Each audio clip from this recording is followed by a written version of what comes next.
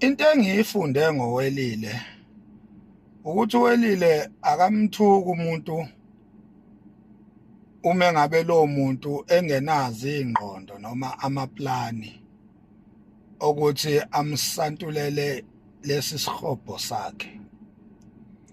uWelile nje akamthuki umuntu angafisi ukuthi one day amsakazele ikiwi, le kiwi yakhe le enamaqhuqhuva evokomele njengomhlane wexoxo eliphisa ukubhosha. Wena Welile awukahle uma ngabe unya njengoba unya njalo nje, ngoba indlela onya ngayo wena bayangitshela abaseduze bakho bathi la ufika khona ufika ucela i-toilet, yonke indawo la ufika khona toqala oyicelayo yibhoshi ngoba uyisinyefu nje, uyisinyi, kuthiwa unyi go. Ake ngibuze wena salukwazi esinembobo, uma ngabe unya ushitaba kanjani wena?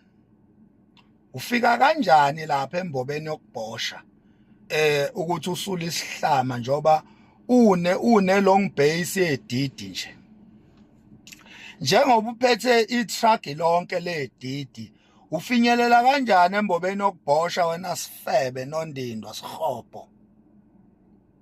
Wena uhlezi uchuthuka amasimba, wena bayasha abaseduze kwakho ukuthi hey uyavimbanisa ngephunga lomtsintsila.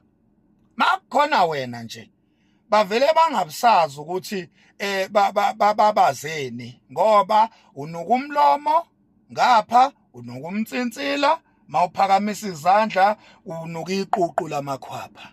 Kahle kahle Welile, wena lamaphunga angaka akuwe noma ugezile Nkosi yami, uyitshela ukuthi ugezile kodwa alipheli ikhwapha nomtsintsila. Uyazi umtsintsila uzunuke ngisho emlomeni, abafuni ukusondela eduze kwakho mawukhuluma wena. Abantu bathi emlomeni wakho kuthaphuka isitamkoko, msoni wakho. Wena Welile, kahle kahle yini ungathi mawuyobhosha uphatha amanzi uvela ubhukudisa ididi laphana, ngoba awukwazi wena ukusula amasimba, uhlezi unukusela abantu ngesihlama. Welile Mchunu, awukwazi wena ukusula isihlama, ididi lakho lide kakhulu ukuthi ungakwazi ukufinyelela embobeni yokubhosha mawusula isihlama, awukwazi. So into engiyibuza yona ukuthi njengoba Nkosi yami upatanisa uthi uzama ukuyikhuhla la emalundeni, ufuna ukwasakazela le kiwi yakho enuka isihlama. Wena ucatha yadlala amalunda wena. Amalunda afuna ife beziklina, awafuni lesifebe esigugile esifana nawe esihlezi sithaphuka iphunga le toilet nje emlomeni nasemtsintsileni nasemakhwapheni. Wena sifebe lensila egcwele esifubeni sakho uyoyigeza nini wena nondindwa?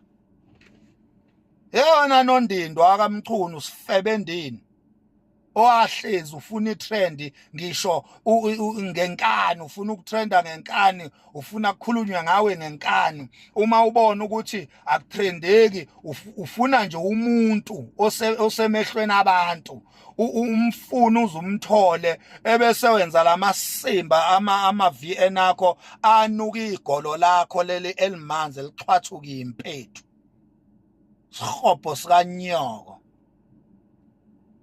Wena uhlezi ukwatela nje, wakwatela wakwatela kuZimdola la, wamthuka uZimdola khwiqiqi manje nje kade uxolisa.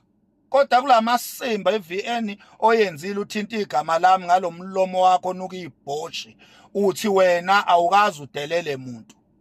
Buxoliselani kuZimdola sifebe? Wasuka lapho wena wahamba wayokotela Ngizwe Mchunu, umbiza ngobhuti wakho uthi uNgizwe Mchunu wakini. Uqamba amanga sifebe, ukotela ufuna ukuyontshontsha udumo lukaNgizwe Mchunu. Uthe mayekuziba uNgizwe Mchunu wabuya wena wamthuka uNgizwe Mchunu.